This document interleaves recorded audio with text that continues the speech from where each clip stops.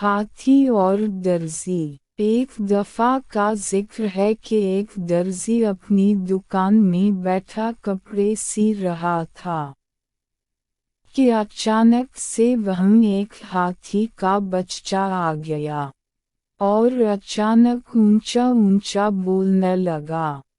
दर्जी ने इसको एक रोटी का टुकड़ा दिया।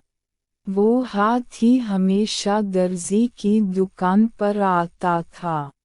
एक दिन हाथी आया लेकिन दर्जी ने इसको रोटी के बजाय सुई चबा दी। हाथी भाग गया। अगले दिन हाथी फिर आ गया लेकिन इसकी सोंधा कीचड़ से भरी हुई थी और इसने अपनी सोंधा से कीचड़ दर्जी के कपड़ों पर फेंक दिया। दर्जी के सारे कपड़े खराब हो गए।